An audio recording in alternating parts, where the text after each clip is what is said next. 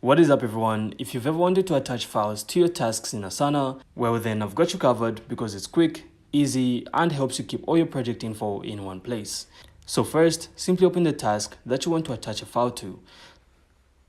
So in the top right of the task window, you'll then be able to see an attach file option. And you'll then be able to choose a file from your computer, Google Drive, or Dropbox. So just select the file and it will then upload right into your task.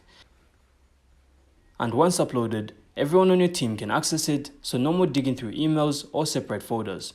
You can even rename the file or add comments for context, which really keeps everything organized and clean. And that's it. So attaching files in Asana is super simple, but it makes a huge difference when you're collaborating on projects and want everything in one place.